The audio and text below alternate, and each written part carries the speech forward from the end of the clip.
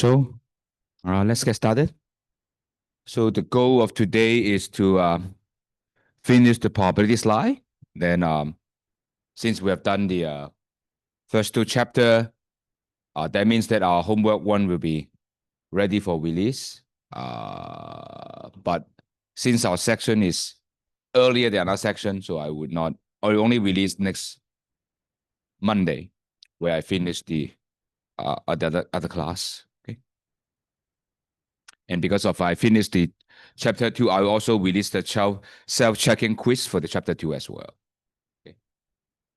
We'll cover some random variable today. So, but before we do it, let us quickly review what we have been done on Wednesday.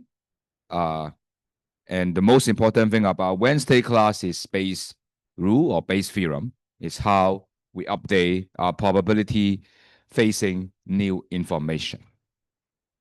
So let us very quickly go over what we have done in this 80-something slide. So the first is probability is the idea that you quantify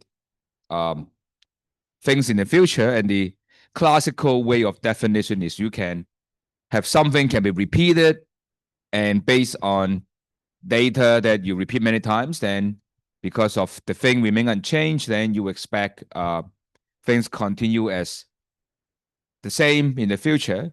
So what the data you collect from your random experiment outcome would be a representative of what will be in the future, right? Because the same thing is going to be done again. So if you have enough data, then things should be fine. Okay, so that would be the same. So that is the idea of classical probability is called the relative frequency, right? Just calculate the ratio. And we do notice that as a big limitation is the reason is many things can't be repeated, right? Now, we just have a typhoon signal number 3, right? But how can the observatory make that announcement? Because every typhoon is different, right? And global warming and a lot of stuff, right? So the Earth is not the same today compared to even last year, right? Even yesterday, right? So how can the observatory say whether typhoon is coming or not? It's based on their scientific knowledge, from the physics, from the geography, and all the stuff add together with the supercomputer. Right? How can you do this? The idea behind is we don't have to rely completely on something can be repeated, but rather we can rely on what we call the axiomatic definition of probability, which requires only to make some assumption on how you do calculation, and the other thing can be filled up by our judgment, our knowledge, and data. Okay, so that is the thing. We don't have to rely on things can be repeated the same over time. So the axiom just try to repeat is the first is the probability must be between 0 to 1. That is non-trivial because odd ratio doesn't satisfy this, right? But odd ratio is still a way of measure uncertainty in the future. So 0 to 1 is not something that as natural as you think, but if you believe the classical way to measure is way, then it's right, then it's okay. And second one we have is we say that the probability of the sample space is 1. So it just say, okay, anything there, one of them will happen, right? So we know that the sample space we got is actually what we said, right? Is exhaustive, right? So we have know what are all possible outcome may be possible. So there's nothing surprise us in terms of outcome, although it may surprise this outcome actually arise out of all possible outcomes that you may imagine. Okay, so that means that we have good imagination, right, for this axiom. Axiom 3 is usually we call additivity, right? So that means that probability of a whole, okay, you can do a divide and conquer, divide them into multiple parts, as long as they are not overlapping or what we call mutually exclusive, then the probability of all its part will be equal to probability of the whole. So that is, if you consider example, probably even numbers with probability of 2, 4, and 6, if you roll a die of 6 faces. Okay. So as I emphasize, the real bite is infinity, but if you don't know math, you don't know what it actually is there. But if you ever study probability in advanced classes, you know what I meant. Okay. And there are many rules there, say the complement rule, and then just to remind you why we need this kind of rule, right? It's because the data can only tell us probably one thing, not the other, right? You don't really know the other one. So this is the way to tell us, because we estimate probability from scientific knowledge, right? So we can sometimes we only be able to get one of those, okay? So this is the rule, is trying to allow us to use data, okay, or scientific knowledge. If you know one, you know the others, okay? So the example we have is, remember, right? This is the probability, right? If roll a 6-face die, right? If we only know from the engineering or the production of the dies, we know how likely the 6 comes out, but I don't know 1 up to 5. Okay, so that's how you can do it, right? And similarly, we have the rule called addition rule, which is corresponding to the axiom 3 of the probability, where it said probability of the whole is sum of its part, right? And we have to require each part is mutually exclusive. But what happens if the parts are not mutually exclusive? Then you have to add, but you subtract the overlapping. So that is very natural, right? Just like what you learned from the kindergarten, right? The red circle plus the purple circle minus overlapping. Pink one is the area that you want to look at, the colored region, like the X-shaped one.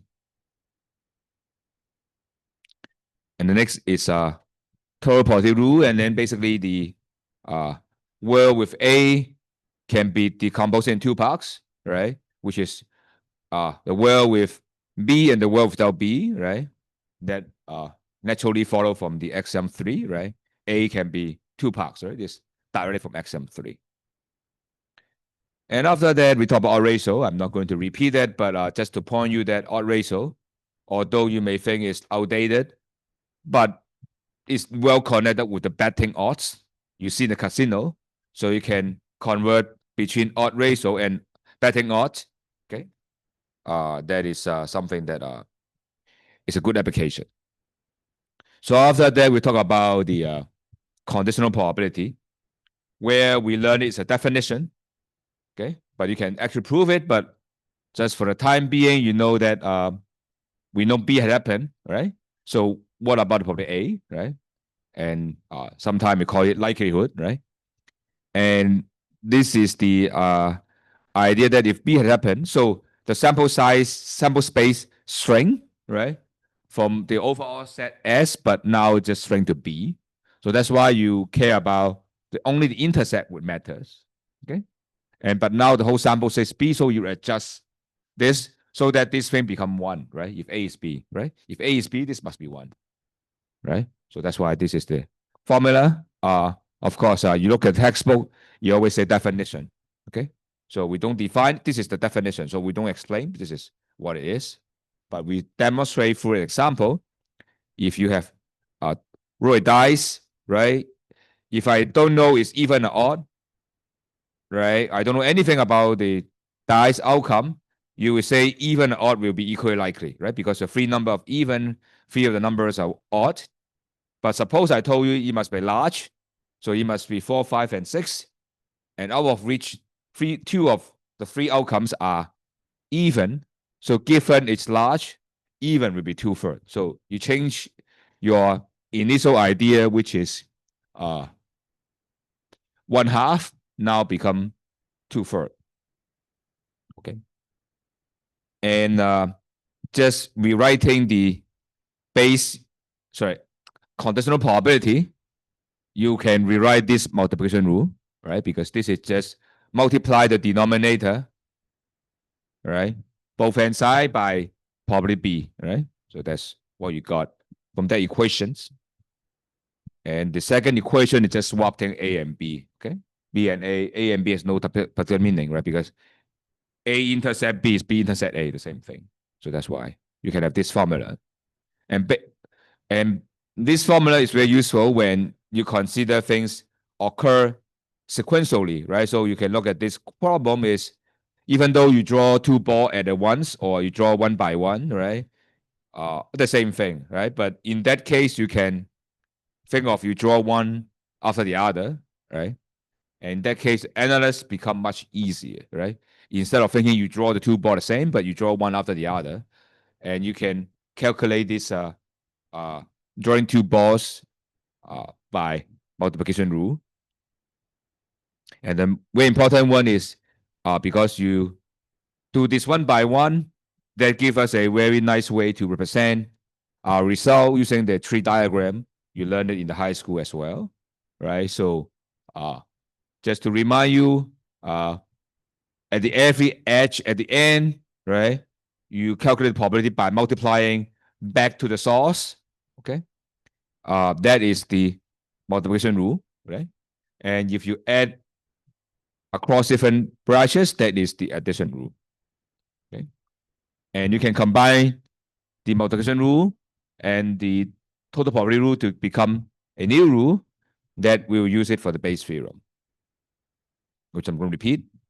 And then the independence is to be saying that knowing A and B, okay, no one of them, the other doesn't tell you the information. So that's why the definition, if you know A, okay, doesn't change the probability B, you know B doesn't change the probability A. So that is the definition, okay? And lastly, the Bayes theorem, which is the most important one. I need to slow down a little bit because I guess that would be one of the main goal of our class, okay? And because after this class, if you learn further, you will just learn regression, continue more and more. So this will not come back, assuming you know how to handle this, okay? So the idea of this is you initially have probability A, okay?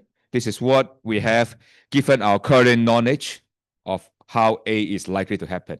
So that is our starting point is probability A. This is the thing that the story begins with probability A. And now comes a new information or evidence or discovery, or someone tips you, B is actually happened, okay?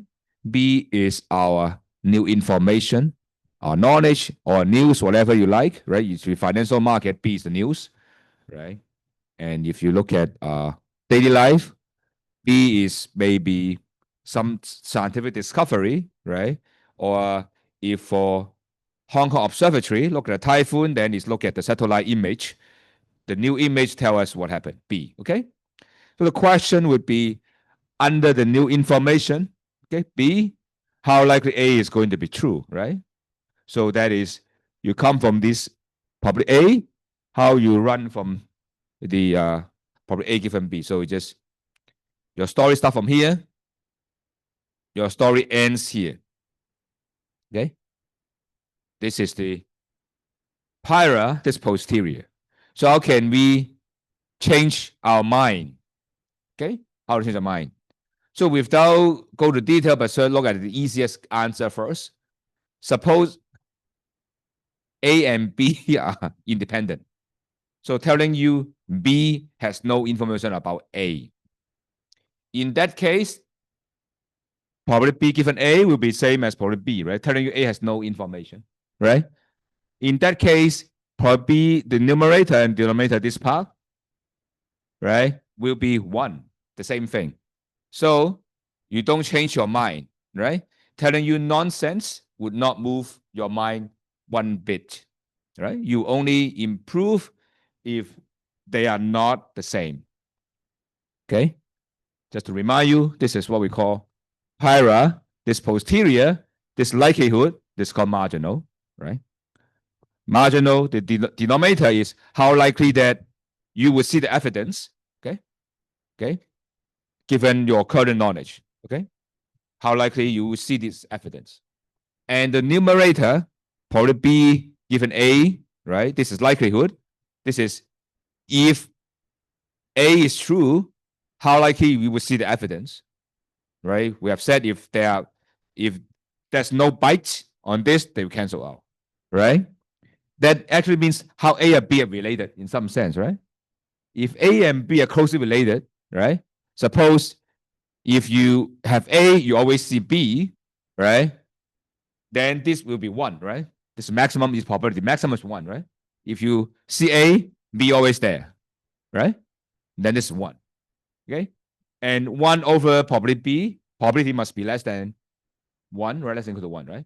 So that means that this guy is more than 1, right?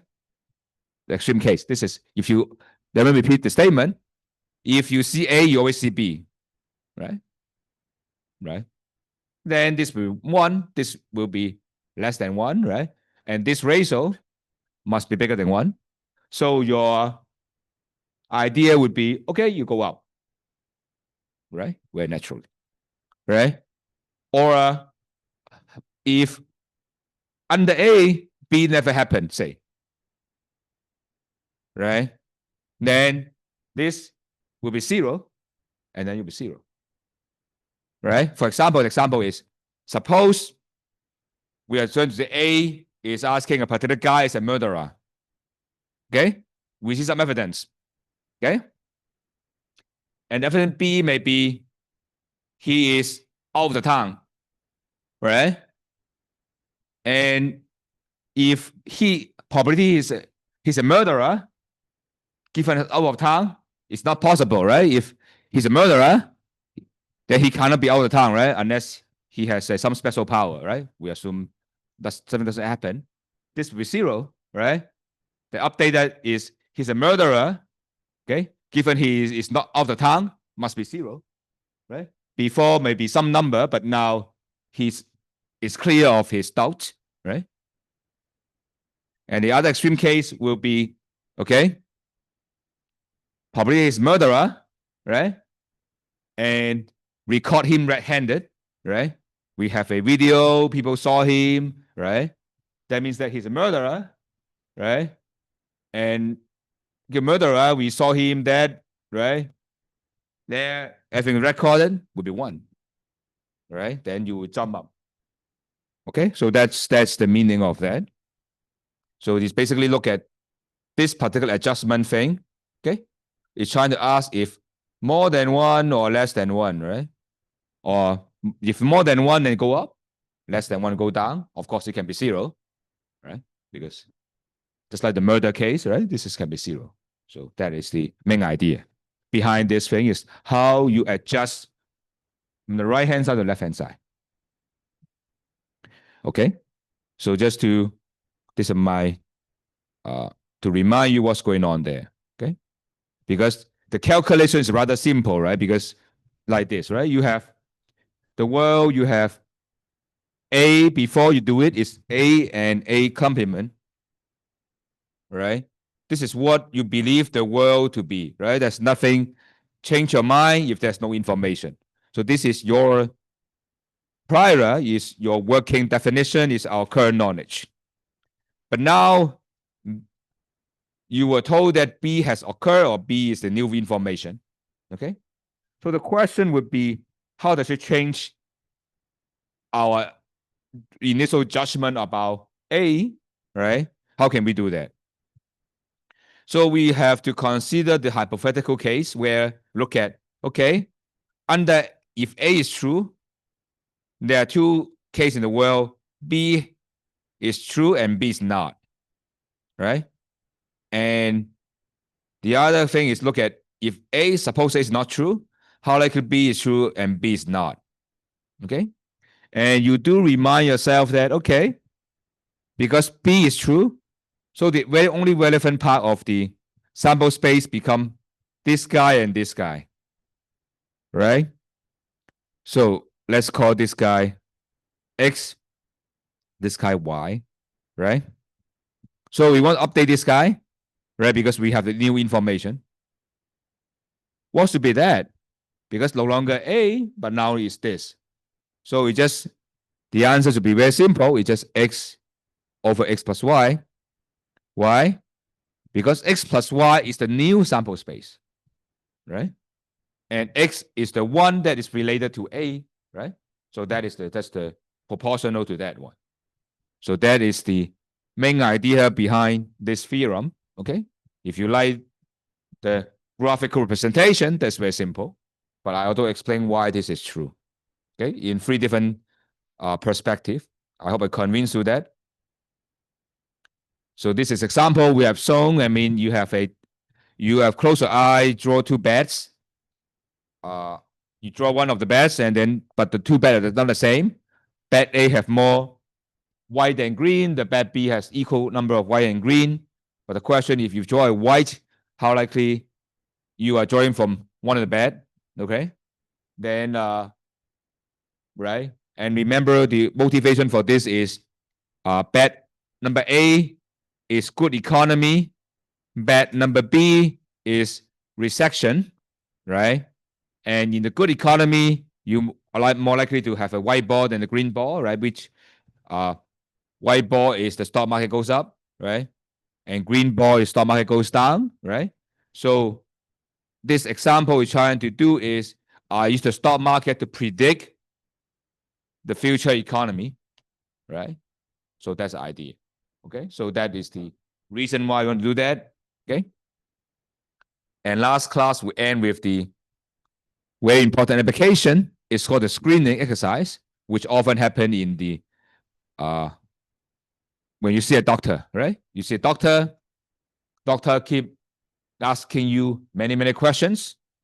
What he's doing in the head, implicitly, he's doing base updating along the way. Okay? Why he have to check your nose, your mouth, your ear, your heart beat, your blood, many things to check. Same this ideas here. He's learning. He has some initial belief. Look at your history of your medical record. He has some idea how likely that you get disease A or B or C, right? But then he need to convince himself by asking you for more check. But the point is, each check is imperfect, right? If things are perfect, then he don't need to use Bayes rule. Once he sees things, then you're done, right? But then because you have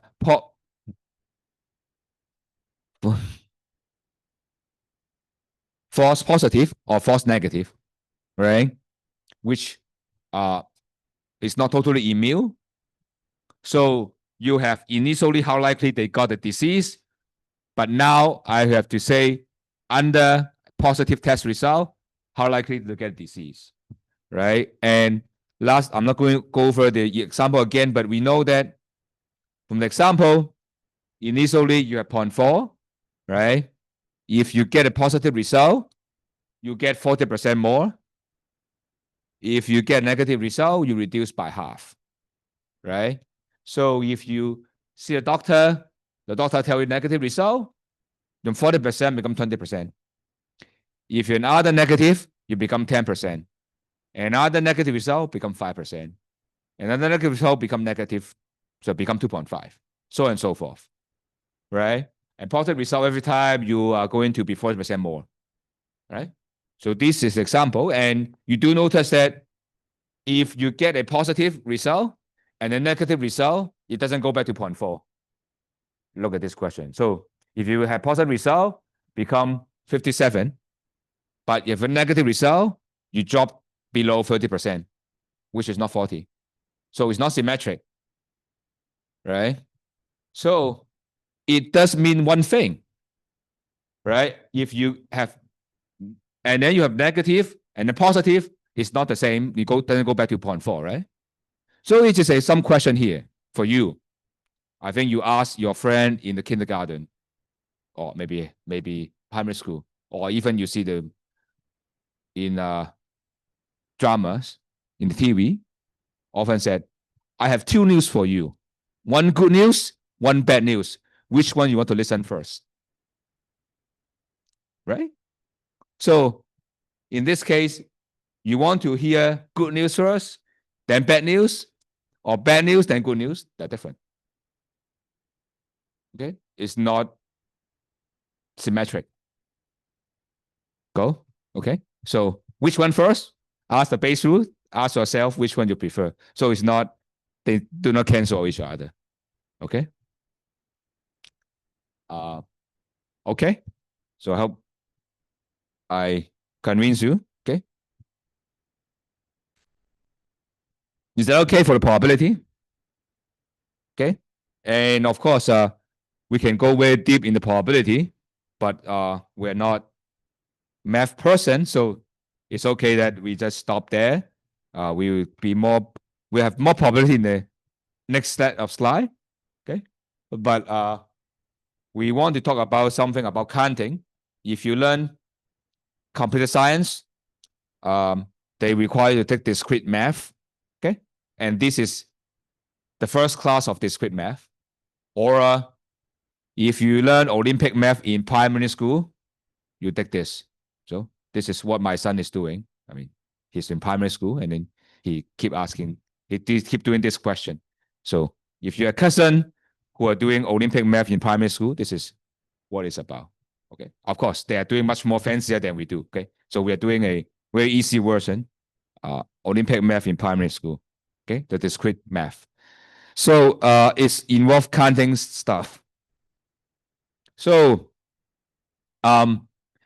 this one is asking you to count how many ways to do things. Okay. And if you can imagine, if I have to do things in 2 steps, and step 1 have n one way to do it, and step 2 have n 2 way to do it, how many different way you can finish this whole mission, right? So mission number 1 have n1, mission number 2 have n2, right? And you just multiply, right? Because you can draw a 2-way table, right? You can see, you can list out every possible way, right? It's an n1 by n2 table, so that's why you just multiply, right? Or in math, it just, for every way you can do the first task, the n2 way to do it. And that since the n1 way to do the first one, you just multiply, because you just add n2 n1 times. So this multiplication. Okay. In general, you have k tasks, and if the ni one way to do the ith task, you just multiply. Okay. How does it apply? Okay. It does apply to me when I was a student. When I was poor, but I'm still poor anyway, but I was poor in the student sense when I was a student, right? So I think they still have this in the student canteen, right? But I think it's now more expensive. I think the cheapest menu you can find in the canteen is $10 when I was a student, but I think now it's $15 in the CC canteen, right? And then you can order a rice, and then you can have variation. You can have egg on, you have lunch on meat, right? You can have different thing, and then you can also have different sauces. So this is a motivator when I was student, right? I think now it costs $15 in the canteen, and when you don't have money, when you live in the school, so this is what you do. So you can allow you can order whether you want the rice or you want spaghetti, right? I think they still serve this kind of food, and then they will ask you to say one of the meat. It can be pork, can be beef, can be chicken. Okay. And then you can select one of the sauces, which is black, white, and red. Okay. The question is, since I'm poor, I don't have time, I don't have money to choose different kind of dishes, right? So I have to stick with this one. But I don't want to be too bored by that, right? So the question is, how many different type of dishes before I repeat myself, right? So I have 3 tasks in this mission, right? The lunch mission. And each mission have different way to complete. I choose the main dishes, can be rice and noodle there too. And there are 3 different meat, okay, I can choose from. And there are 3 different sauce at the end, right?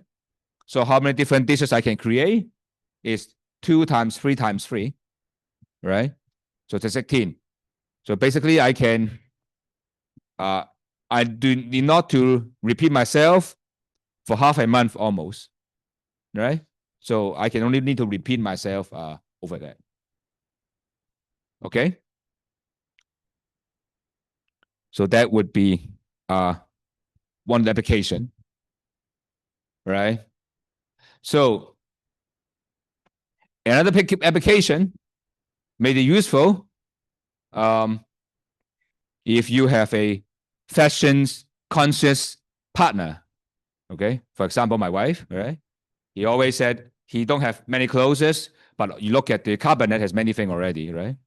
How you can convince her or him, or actually my daughter also the same. I mean, my son always wear the same shirt. I mean, he loves one shirt, he keep wearing. But I think girls are slightly different from men. I mean, men are very boring. I mean, I keep wearing the same thing. I'm very happy, but maybe women like more variety. Maybe some men also do, but not being gender or stick gender thing. But you can always tell, right? Because you have different handbags, right? You have different earrings, you have different bracelets, right? You have many different things, right? So that's why when multiply, right? Even though you don't have a lot, but if you different part have different things, then you have 18, right? Suppose you have 2 different earring, right?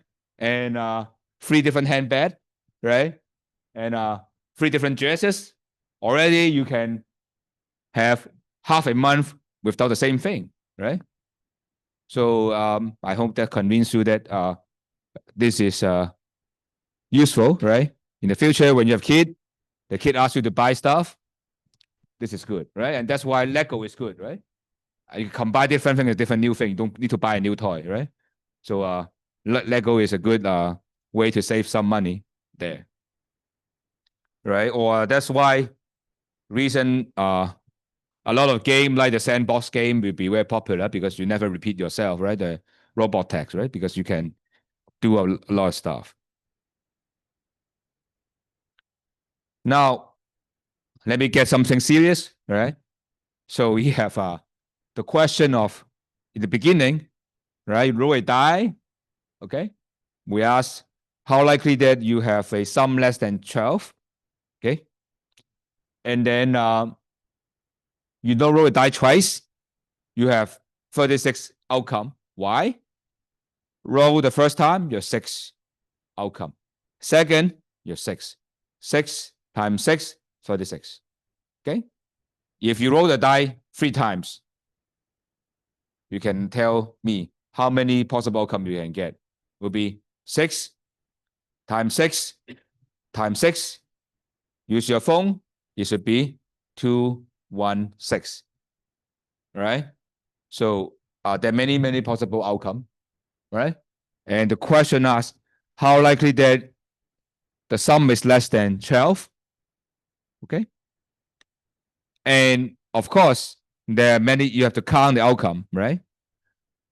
But in this question, the easiest thing is to consider the complement rule, because less than 12 is more than or equal to 12, right? But more than equal to 12 in this rolling a die case, because the maximum you can get is 12. So you can only calculate only one, exactly 12. And there's only one scenario that is 12 is 6 and 6. Okay? So that's 1 over 36 is the complement, and you take 1 minus will be the answer we want. Okay? Now, let's get to this one. Permutation. If you learn M2, you have learned it already. If you not done so, doesn't matter. I will teach you from scratch. It's not something complicated. Okay? It's called permutation. Okay? The permutation is very useful when you go to holiday. Why? Now we have cell phone, you can take pictures, right? And you go to holiday with your friend, take a picture of it, right? And behind maybe a Fuji mountain or whatever landmark you do, right? And you take one, and then what are you going to do next? Change your place with your friend to do it another one, right? If you have 2-person trip, they just have one way, 2-way, right? Just do it and then change your friend, do it, right? The next thing is if you have 3-person there, how many pictures you are done? Okay. If you yourself, you just take one, do it, then go home, right? You have 2, you have do it, and then do it, right? Then you before you go home. How about you have 3? How many choices? So use our rule. It's about counting. You have 3 person there. Okay? A, B, C. This 1, 2, and 3. Okay? Miss A stand on the. Okay, Miss A is very important. So he have to take the C position. Okay? Miss A is here. Okay? But the middle most important position can be filled by 3 person, right? Miss A, Miss B, and Miss C, right? Three-way. Once we fill up the center row, go to the left-hand side. To the left-hand side is left. This left-hand side, right? You have two way to do it because you have filled up one of the person there, right? There are 2 way to do it here. And that's the last one, you don't have choice, right? So the first spot, 3 choices. Second spot, 2 choices. Last spot is 1. So how many? 3 times 2 times 1, 6. So you have 3 person go to a journey. Every landmark, you have to take 6 picture. Do until you can go. So tell me the question. Tell me the answer. If you have 4 person, you go to holiday, okay? How many picture you can take before you go to the next journey? Okay, try it. Okay, I will leave it for your fun during the break. Okay, let's think about this question. You have 4 person here. Okay, so Mr. A, okay, and Miss B, okay, and boy number C here, and girl number D here. Actually, it's my family. So I have 1 boy and 1 girl. So we go to a place. My wife always demands us to take picture. So, and then it's not done for 1 picture. You have to swap here and there. Okay. So the question for you, the break is how many way the picture can be taken? Assume that we have to take every time we take 4 together. Okay. Now let's have it's a question. And now let's have a break of 15 minutes as usual. As we said, we do the U reply as the way to ask the feedback and also attendance. So please fill in. We have 15 minutes break. We'll resume at 10:30.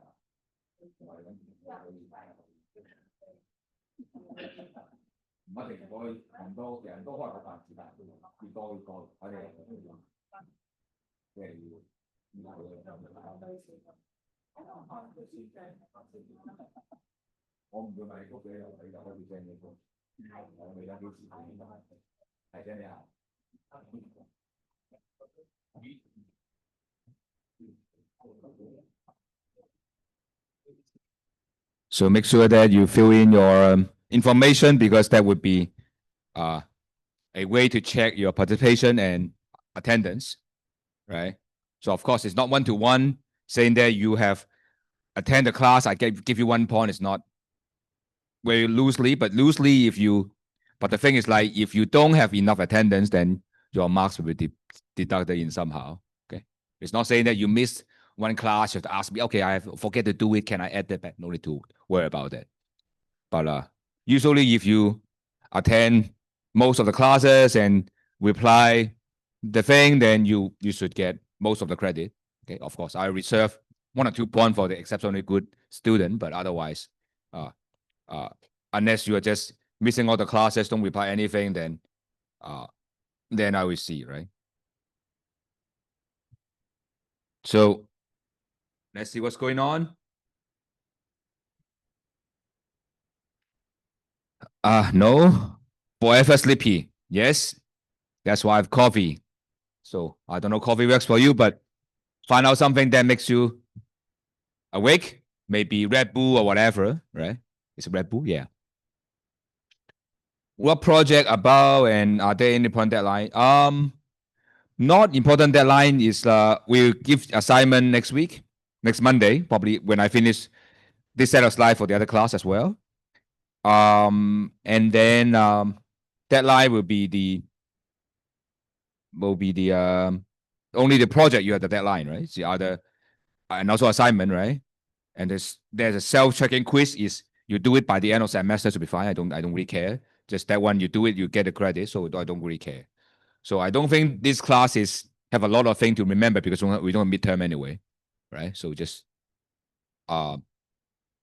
and if I have deadline, then probably I will ask the TA to remind you again. So as long as you look at the announcement thing in the black box, also be fine. So there shouldn't be a thing. I'm good. Not tired today. I'm sick. Seems to typhoon next Wednesday. Hopefully the case, but don't be too optimistic.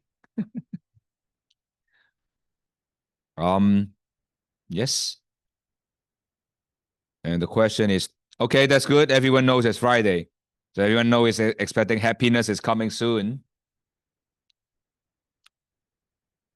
Cloudy. Yes, I think so. That's right. Base theorem, counting, permutation.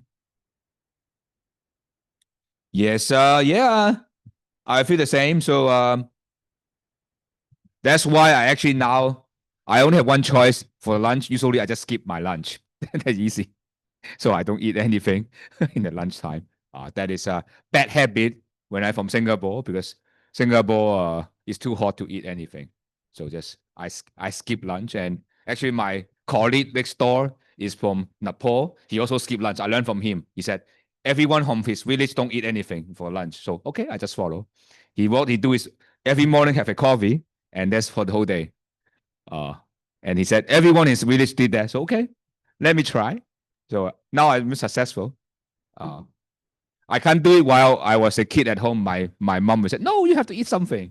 But now I no longer have my parents to discipline me. So don't follow my way unless you have a colleague who also don't eat. So yes. Oh, good. We have a classmate actually tell me the answer. Yes, there will be 24 ways. You will always miss B, right? Yeah, that's true. So 24, why? Because there are 4 ways to do the first position, and 3 to do the second, and 2 ways to do the third, and last will be fixed. So 4 times 3 times 2 will be 24, right? Because 4 times 3 is 12, 12 times 2 is 24. So answer the question of that. Yeah. So that's why you don't go with your trip with too many friends, right? Because If imagine this question, how many pictures you do with 5 friends? Is 120. So we can never go. So that's why at most 4, not more than 4, right? You probably turn on the TV, right? Now they have many things like go with the friend, with trip, with the spy. No, I know, or the mole, right? 卧底去旅行係嘛? I don't know. 卧底去旅行 whatever, right? So the same thing. Base film, yeah, whatever. Probability, yes. Taking photo. Yeah. NPR, NCR, yes. That's what we are doing. The speed is okay. I'm very happy.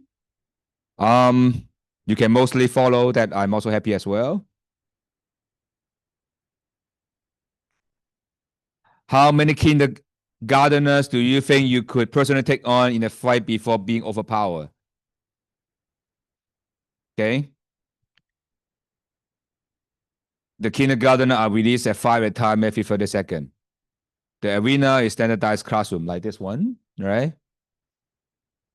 The kindergartner is unarmed. Whoa. I think it just take one because even I can't fight my kid. I mean, they even kill me very quickly because my daughter always scream, and once the scream actually defeat my wife in 1 second. My wife always, my daughter's and then my wife got crazy. So that's why it only take one for me. I'm good. Okay, that's good. No jokes. Why did tomato turn red? Oh, because it saw salad dressing. This is a good one. I'm thirsty. So get a coffee. That's over the machine over there. Good. I'm glad that you're done. So anyone who need to fill in, I'm going to stop. End the section. So have fun. Thank you very much. Now we go into the next one. Okay. That is the permutation we have set, right? So we have put them in the line order. So the order matter, right? So who is on, because the background is the picture. So whether who is on the left, who is on the right, we're different. So if you put, if n boss or n person, you put on the line, because the first slot you have n way, and the next one will be -1. So you just multiply up to 1. And usually in math, this is called factorial. Okay, it's exclamation mark there. Okay, and some of you ask me what happened to 0 factorial. 0 factorial is 1. Okay, 0 factorial is defined. I didn't write that down, but I should have written down in the slide. 0 factorial is 1. Okay. So now we are, because 0 factorial means you just have nothing. You put it there. There's only one way to do it. Nothing is do nothing. Okay. So now the question is more general. Okay. Instead of you have n person, you put all n person. But now consider if you n person, you just take out of them. Okay. And ask how many ways to do it. Okay. So you just not, it's very simple. You just do all the way up to R. Okay. Suppose we have the easy crazies. Suppose you have, I go with my family, 4 person, right? But now I can't, the space is so small, I can't have 4 person there to take a photo, right? Because it's very small, well congested, right? So maybe I only allow 2 person there. Okay, so I have 4 people, but only can take A and B there. Okay, how many different ways to do it, right? Because only, that means that it's easier, right? Because only have 2 slots there. It's just 4 times 3, right? The rest is not there, right? So the same here, general, you have the first slot have n, the second slot have n minus 1. So you have n minus r plus 1 because they start with 0. You count up to r. So the math is m factorial over n minus r factorial. That is called NPR. If you use the calculator, For high school, you've seen that's an MPR notation there. Okay. But you would easily done in Excel. It's called permute NR. Okay. You will see in the last slide, Excel how it's being done. But let's see example there. Okay. This example is also motivated by my daily experience. Okay. Again, it's also a poor sad story. Before it's a sad story of my college. This is also a sad story when I study my doctoral degree in US. Okay. When I in US, right, is in US, as a student, I'm very poor. I study in a college where many rich kids, and eating lunch is very expensive. So end up is I eat in Subway, right? Subway is something here is like very, let's say more expensive, but in the US is very much cheaper. US Subway is like you have like $2 or $3 in the days like when I was a student. Okay, so because usually if you eat in college, a usual meal at least costs 10 to 15 US dollar. Okay, but Subway cost me $2 to $3, so I eat Subway. Okay, so and of course, as again, I mean, although I'm poor, so I still want variety, right? So that's why you go to Subway. That's what you get, right? You actually more bread you can do, but at least you can choose one of the three. But of course, there are more. I think in US you have 5 to 6 different kind of bread. But at least I just list 3: white, Italian, or whole grain. Okay. And after that, you can stuck 2 things there, right? There are many ingredients, but just to make it simple, I have 2 out of 6 ingredients, right? And vegetable, beef, egg, mayo, chicken, tuna, and tomato. Okay. And you do remember that, I mean, when you have the sandwich, right? You would put one ingredient first and then an ingredient on the top, right? That means that if tuna is at the bottom and egg mayo on the top, we're different from the egg mayo at the bottom and tuna at the top, right? So that would be different. So we asked how many different ways to do it because I don't want to be too bored. Okay. And so how to do it? So first thing, the first step is you have to choose one of the bread, which is 3, right? Very simple. And the second step, you choose ingredient, but you choose 2 ingredients out of 6. And as I said, the order matter. Why? Because tuna has some, if you know, the tuna have some water on it or some oil on it. So you're dripping down. So the tuna on the top and tuna at the bottom will be different. If tuna on the bottom, then the bread is easily get soaked a little bit. So that's why if you are a veteran eater, then you should put the tuna on the top. Okay. But anyway, so it will have 6P2, right? Because it's actually 6 times 5, right? Because the first layer you have 6 choice.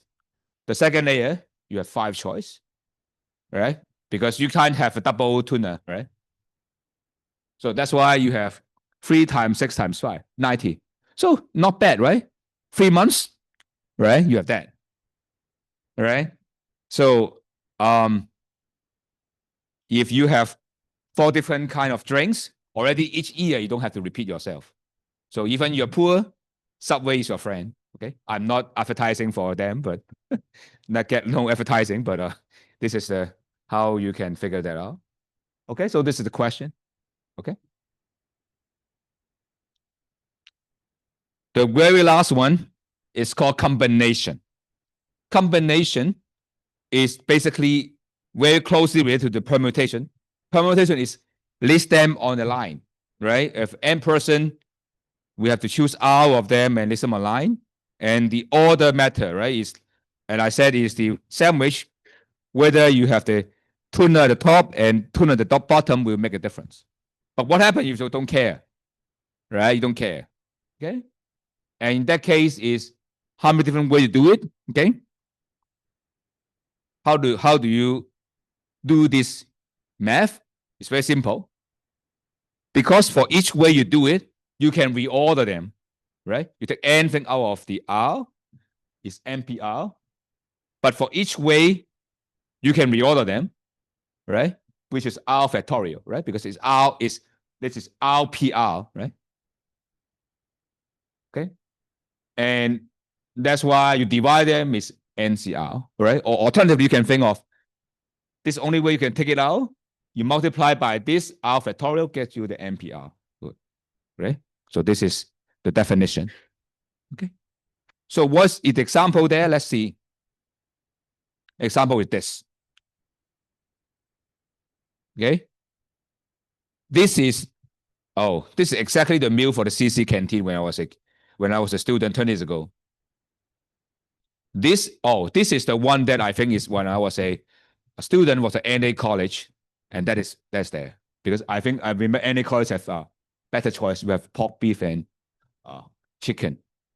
And I don't know if they still do it, but they have more fun. They would have Monday, I think they have a Brazilian chicken, and Tuesday they have a Mexican chicken, and then they change the country name, but I think the same thing. But they're very innovative in terms of marketing. But anyway, go back to this question. Is actually the CC canteen food is with rice and noodle, and then you have a sausage. Actually, you can choose two of them: sausage, spam, ham or egg, and two sauces, black and white. And because they serve the plates, you have to tell them we want a rice or noodle. And after that, you ask two of the two dishes, and you look at the plate. They put the two dishes in parallel, so not over one over the other. Okay, and you don't really care about left or right, right? The dishes don't the same, so that's why is the combination. It's not permutation. And then two sauces, okay, and the sauce would put uniformly, so that's why it become 2 times 4C2 times 2, okay, and that is 24 total number of outcome. Okay, so that is the eating thing. Okay, sorry, I shouldn't talk about eating before lunch, but I can't stop using this example because this is my personal experience. I hope you like it, but if you don't like it, you can do the trip thing. Okay, take photo. Okay, I did explain this already. So let's look at this question, because this question appears in your assignment in another modification form.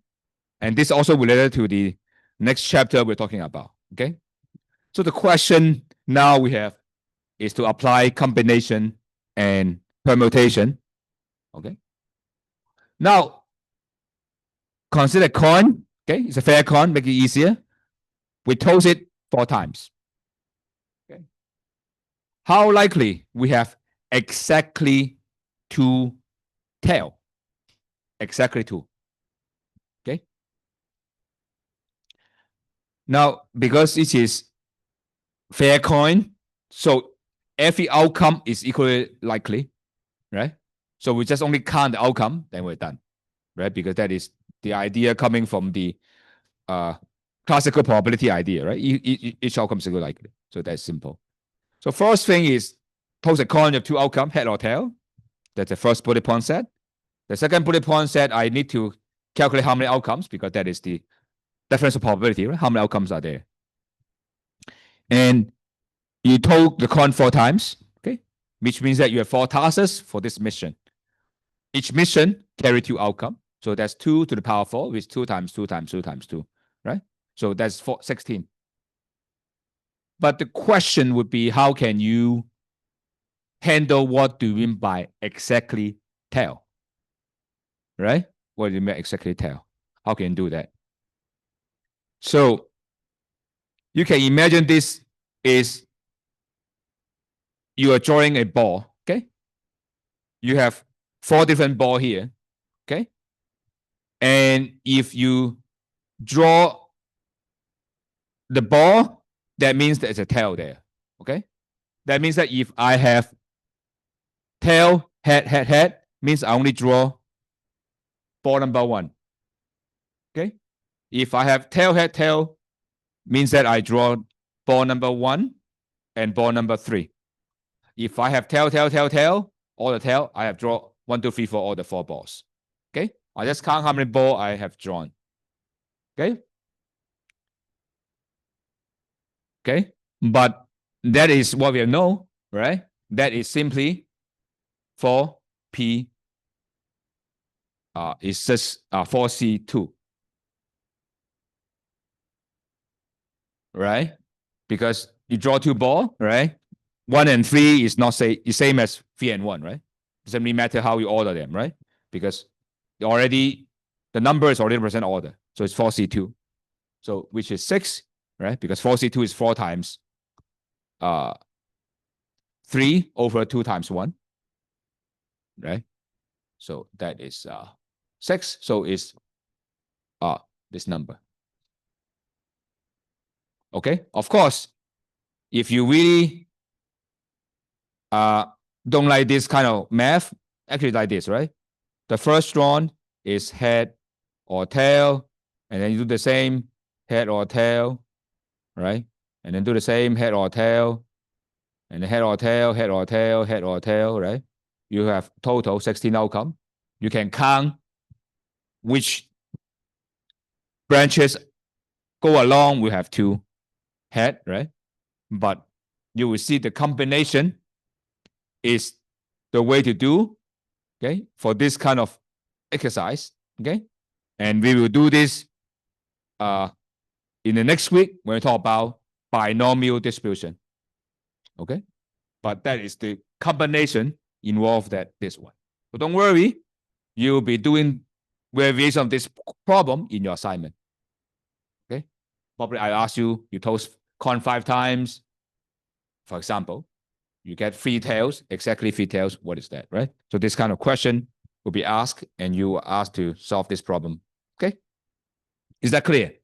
So basically, I change the problem to drawing balls. You have 4 different balls, right? And you draw how many ways you can draw the balls. So that is exactly how you translate this question, right? Because instead of talking about toast and corn, you convert the problem to ball drawing. Okay? This is, if you learn discrete math in computer science, it's a very natural thing. Okay? And you can see that's how mathematicians solve this problem, by convert the problem to easier to solve. Okay? Is that a question? Another question? If no, then I will talk about the very last thing. Is the Excel function. I'm not going to go over, but simply fact is factorial, and permute is permutation, and combine is combination. You can put it there. Okay? I'm not going to go there, but if you do M2 in your high school, you know how to do it for your calculator already. But you don't, Excel tell you the answer. Okay? Send a question, but you will have assignment, you will have fun to work out. Okay? They will ask you to work on it. Is there a question? Question? Question? Question? No question? Okay, that's good.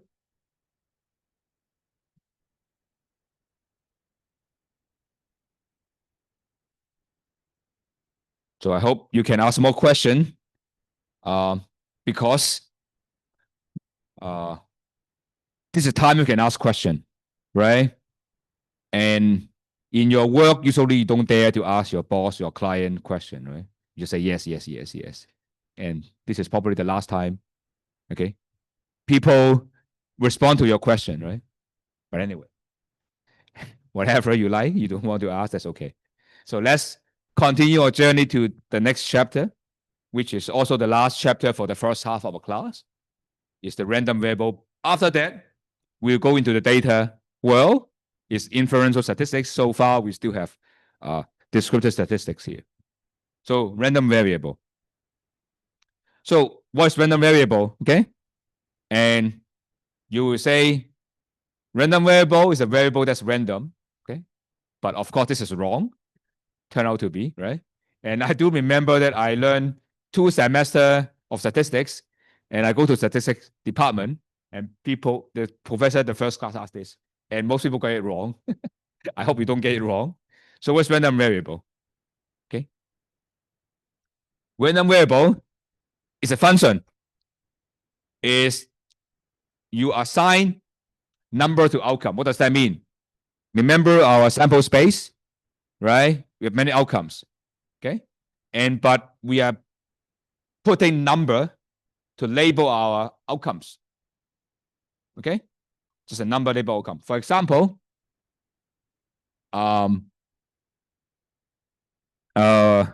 we have toss a coin, or maybe, for example, it is a random outcome is whether we have, what is a random outcome? Maybe today, whether someone comes out, right, to sing a song, then we say this is outcome number 1. And whether we have rainfall today, maybe outcome number 2, right? Maybe whether your friend will call you, outcome number 3, number 4. Okay, you put number to outcome. Okay, very trivial. Okay, and why you want to do that? Okay, why you want to put number to outcome? I mean, why you want to do the effort, right? What's the meaning of putting number to outcome? Because simply mean nothing. Yes, if you put a number, arbitrary number to outcome, that means nothing. Okay, but why we want to do that? Okay, and that related to our measurement. Okay, is instead of talking about the outcome directly, you measure your outcome. Okay, and that number will be meaningful. For example, this question is, I toss a coin 10 times. How many outcomes are there? Will be 2 times 2 times 2 times 2. 2 to the power 10, how many? 1024. If you toss 10 times only, right? If you toss 100 times, what's the outcomes sample space? It's very complicated to describe. How can you calculate probability? How can you keep track of those? Okay. And that means that if you still keep track of this, then you can't record things, right? So you have to wait to measure the outcome, right? For example, okay, count how many heads are there. Okay, if you count how many heads, the number of outcome is either 0, 1, 2, 3, 4, 5, 6, up to 10. Only 11 outcome instead of 1024, right? Because you have 10 outcome, right? How many head? It's just only from 0 to 10. So using a random variable, which is a measurement, okay, it can reduce complexity if you only care about number of head, not how head arise. Of course, if you still care the order it arises, of course, you can't simplify. But in many cases, you do simplify things, right? The simplest thing is like stock market, right? If 1,000 stocks, you can't keep track of it.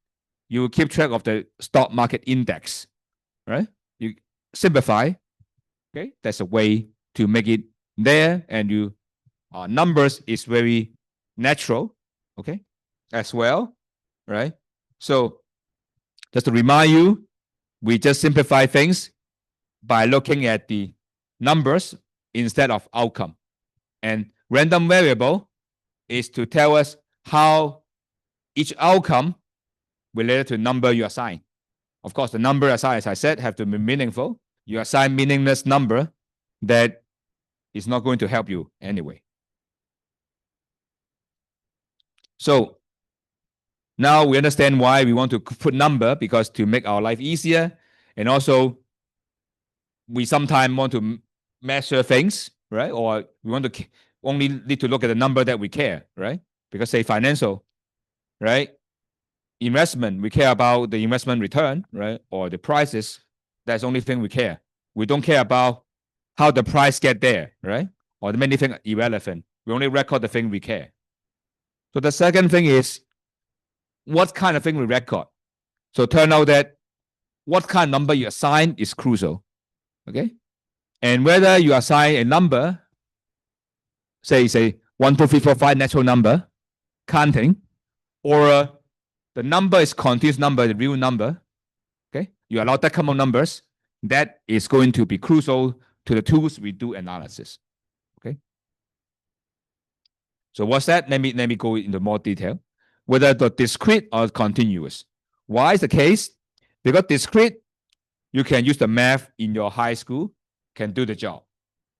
When continuous, you have to rely on calculus. Okay, but don't worry. Although our class use some tools that based on calculus, we don't do calculus in our class. But do remind that if you go, some of you, if you go further, want to do statistics, you have to learn calculus. But our class, we don't have to do it. Okay. And what is the choice? What is the case when you have discrete random variable? Is when you assign a number that is counting a finite, right? You count how many customers are coming next period, right? No customer is 0 and 1 up to 2, 3, 4, 5. Can come to as large as you want, so it can be infinite. Although discrete can be infinite. Okay, what it can assign. Okay, and usually assign integer to outcomes. Okay, let me make an example because this is very abstract. This case like this. So you toss a coin, the outcome is either head or tail, right? So they are not number. But you can convert the number is, I only care about the number of head or number of tail, right? Just pick one. I care number of head here, okay? So it means that instead of talking about head or tail, I'll have 0 or 1, okay? And random variable is a function, right? So that means that if you give me head, I give you 1. If you give me tail, I give you 0. So that's why it's called a function. And the support will be what kind of number you can assign, which is 0 and 1. Okay, let me show you the graph. The left-hand side is the sample space. The right-hand side is the number you can assign, which is called the support, right? Sample space, support random variable. And the random variable is telling us how each outcome point to the number. Okay, need not be 1 to 1, right?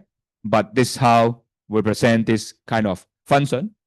Okay, the random variable is the arrow telling you that how you give me the outcome, I give you the number.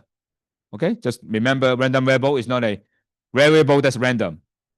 There's nothing around random. It's just telling us how your outcome is mapped to numbers.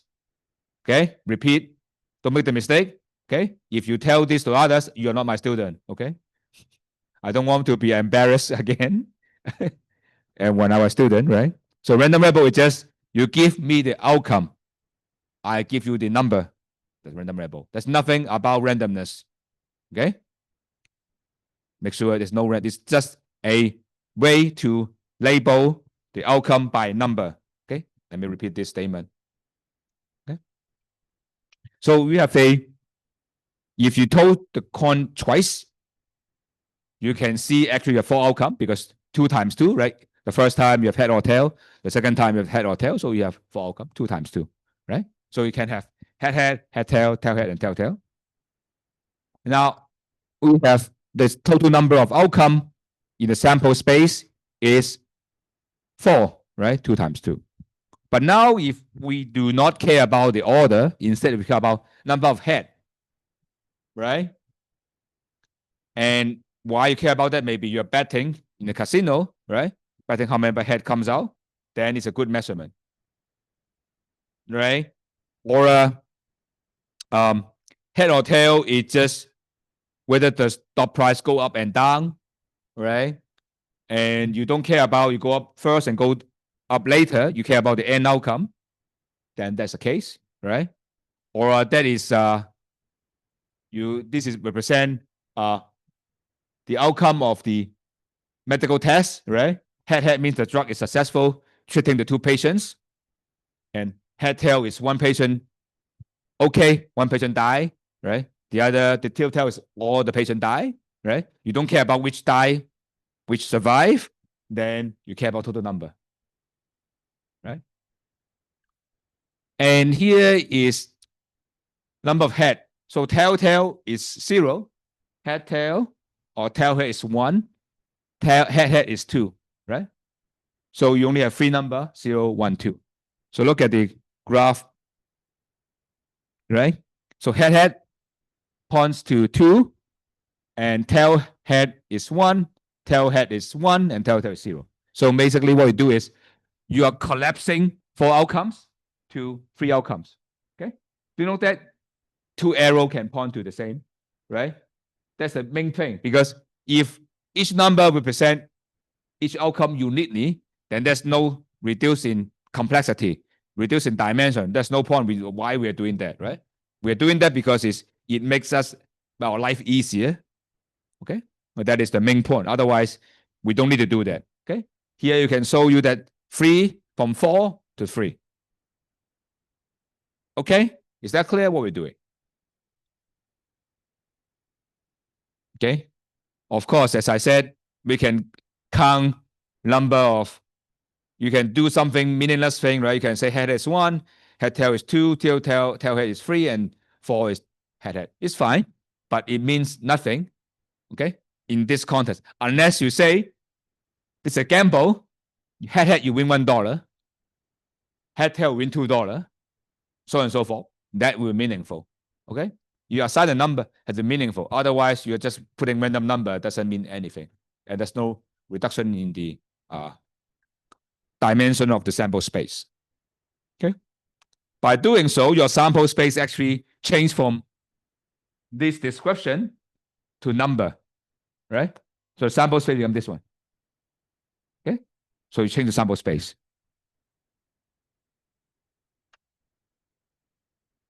So another example, we're going to talk about continuous. Actually, this often used in finance, in marketing, anything about numbers, like is this one. Okay, if you do total counting, this is the number we have. It's infinite support. Okay, you would do real number, say temperature, rainfall, stock price are all numbers. You allow decimal number, you allow fraction, you allow all these things, then this is continuous. Okay, so although continuous, you think is very artificial, but this happens all the time. You do the finance data, it's always like this. For example, this is the sample space of temperature.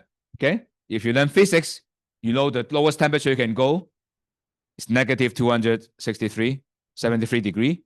It's absolute zero, right? So temperature is any real number that is above this one, right? So it can be very hot, right? Go to the sun, we have 1,000 degrees, right? Can be more and more thing. You can go as high as you want, right? So that is that. Or you can talk about stock market index that will come from 0 to any number above. Okay. So that's the case. And just to remind you why we have to distinguish the two is mathematically, if the random variable is discrete, you can use the math you learned in high school. But if you continuous, you will rely calculus, okay, and limits and all this crazy math. But luckily, almost all the result from a discrete will carry over to continuous. Of course, the math is much more crazy, but we don't need to learn the math, right? The intuition carries through. So that's why we will just talk about discrete and assume all the result carry on to continuous. Okay. If you really want to learn statistics, you have to learn calculus, but we would not. So don't worry about that. But you just assume what we learn will go through. Okay. Is that a question? If no, let me start with the first thing. Okay. Don't worry, it's very simple. So first is we have a random variable. Okay. Random variable means I tell you random is a sample space, right? I tell you that you give me outcome, I give you a number. Okay. And how can you describe the random variable, right? Because in the last class, when we have sample space, right, you will tell me that, okay, what is probability? Probability is you give me an event, right? I give you a number from 0 to 1, right? That's axiomatic definition. Okay, same. Now, random variable is a discrete, right? And you tell me what number is, I tell you what probability of this number comes out. So this is exactly what we call the probability mass function. Is you give me the number, I give you the probability. Okay? This is called P of X is the probability that the random variable equal to X. Okay? So let me give an example. Then we are almost done. So this example will end our class, maybe a few minutes earlier. So we have this is the sample space is head or tail. The random variable is going to count number of heads. Okay? So it's only either 0 or 1, right? You cannot go to 2. 2 is doesn't really matter anyway. It's to be 0 anyway, right? So, and the random variable is I have this just to recall, right? Our sample space is head or tail originally, right? But now I have changed it to 1 or 0, and head is 1, tail is 0. So this is exactly this line, right? You give me H, head, I give you 1. Give me tail, 0. Okay, this is a random variable. Okay, but now I want to describe this random variable, right? Because I know the probability here, right? If the coin is fair, head or tail equally likely, 1/2, 1/2. So how likely I have 1 or 0? I have 1 probability 1/2. I have 0 probability 1/2. So this is a table, right? I have 0, 1/2, 1, 1/2. Okay, so this is our first description of our random variable. You give me a random variable, I will tell you this, what we call probability function or probability mass function. Okay, is you give me 0, I tell it's 1/2. You give me 1, I give you 1/2. Okay, is that okay? And maybe, yeah.